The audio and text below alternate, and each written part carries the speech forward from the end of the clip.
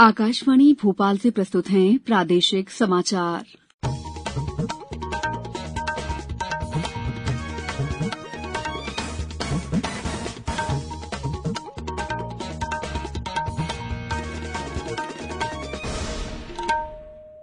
नमस्कार, समाचारों के साथ मैं दीपा सिंह। सबसे पहले मुख्य समाचार।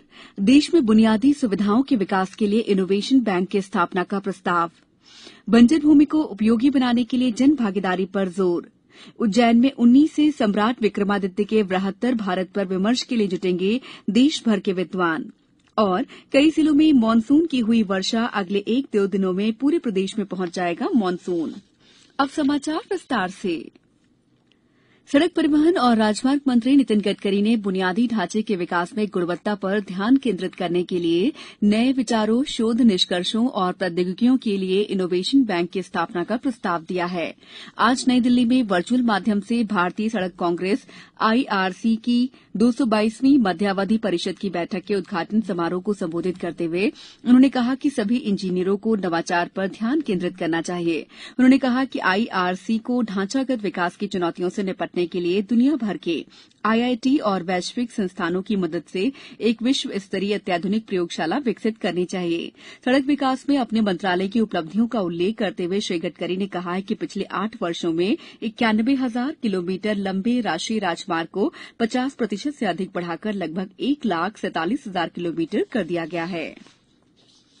पर्यावरण, वन और जलवायु परिवर्तन मंत्री भूपेन्द्र यादव ने कहा है कि भारत वर्ष 2030 तक 2 करोड़ 60 लाख हेक्टेयर बंजर भूमि को पूर्वावस्था में लाने और भूमि को शुष्क होने से बचाने की राष्ट्रीय प्रतिबद्धता को हासिल करने की दिशा में लगातार प्रयासरत है। श्री यादव ने कहा कि जन भागीदारी इस उद्देश्य को प्राप्त करने में महत्वपूर्ण भूमिका निभाएगी। वे आज पर्यावरण, वन और जलवायु परिवर्तन मंत्रालय द्वारा नई दिल्ली में आयोजित मरुस्थलीकरण और सूखा दिवस कार्यक्रम को संबोधित कर रहे थे। इस वर्ष का विषय एक साथ सूखे पर नियंत्रण पाना है। श्री यादव ने कहा है कि मरुस्थलीकरण पर काबू पाने के लिए भविष्य की योजना तैयार की जा रही है। पर्यावरण, वन और जलवायु परिवर्तन मंत्रालय हर साल आज के दिन कार्यक्रम आयोजित करता है। इसका उद्देश्य सभी पर्यावरणीय और आर्थिक मुद्दों में भूमि के महत्व के बारे में लोगों के बीच जागरूकता बढ़ाना है। बिजली और नवीन तथा नवकरणीय ऊर्जा मंत्री RK सिंह ने कहा है कि भारत ऊर्जा रूपांतरण में अग्रणी भूमिका निभा रहा है। यह विश्व की सबसे तेजी से विकसित होती अक्षय ऊर्जा क्षमता हासिल कर रहा है। आज नई दिल्ली में भारत ऊर्जा परिवर्तन शिखर सम्मेलन को संबोधित करते हुए उन्होंने कहा कि भारत अक्षय ऊर्जा की दृष्टि से सबसे महत्वपूर्ण देश के रूप में उभरा है। श्री सिंह ने कहा कि भारत उन कुछ देशों में शामिल है जिसने पेरिस जलवायु परिवर्तन शिखर सम्मेलन COP21 में अक्षय ऊर्जा क्षमता में वृद्धि करने की प्रतिबद्धता व्यक्त की। उन्होंने कहा कि भारत 2030 तक 700 गीगावाट अक्षय ऊर्जा का लक्ष्य हासिल कर लेगा। मध्य प्रदेश लोक सेवा आयोग की राज्य सेवा और राज्य वन सेवा प्रारंभिक परीक्षा 19 जून को होगी। ये परीक्षा 2 सत्रों में होगी। पहला सत्र सुबह 10 बजे से दोपहर 12 बजे तक और दूसरा सत्र दोपहर 2:15 बजे से शाम 4:15 बजे तक होगा। ये परीक्षा प्रदेश के 52 जिला मुख्यालयों में आयोजित की जा रही है।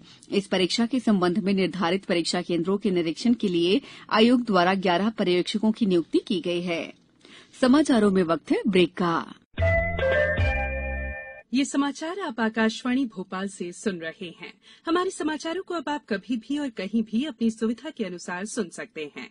ये समाचार बुलेटिन YouTube, ट्विटर और फेसबुक पर AIR न्यूज भोपाल पेज पर सुने जा सकते हैं। इसके अलावा आप हमारी वेबसाइट newsonair.nic.in पर या फिर AIR न्यूज ऐप पर भी समाचार सुन सकते हैं। ब्रेक के बाद समाचारों में आपका एक बार फिर स्वागत है। उज्जैन के विक्रम कीर्ति मंदिर में 19 से 21 अक्टूबर तक सम्राट विक्रमादित्यकालीन बृहत्तर भारत की अवधारणा पर आयोजित विचार समागम कार्यक्रम में देश भर के विद्वान अपने विचार प्रकट करेंगे। कार्यक्रम का आयोजन महाराजा विक्रमादित्य शोधपीठ उज्जैन, इतिहास संकलन योजना नई दिल्ली की मालवा प्रांत इकाई, विक्रम विश्वविद्यालय और मध्यप्रदेश विज्ञान तथा प्रौद्योगिकी परिषद मिलकर कर रहे हैं।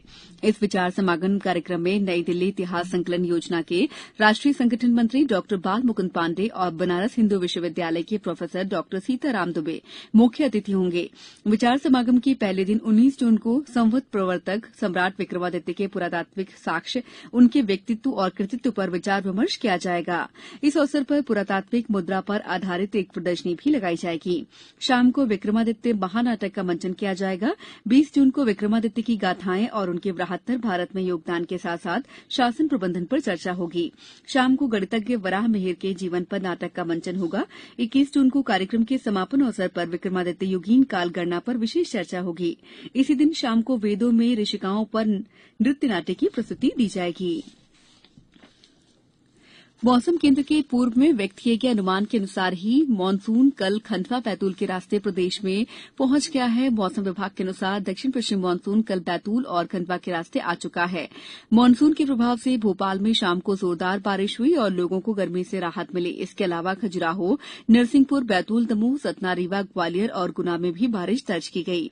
राजधानी भोपाल में दोपहर बाद से बादल छाए हैं और ठंडी हवाएं चलने से लोगों को उमस भरी गर्मी से राहत मिली। कहीं कहीं हल्की बौछारें भी पड़ी हैं।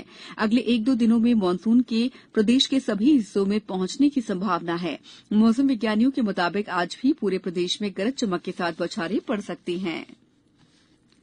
केंद्र सरकार ने अग्निपथ भर्ती योजना के लिए अधिकतम आयु सीमा 21 से बढ़ाकर 23 साल कर दी है।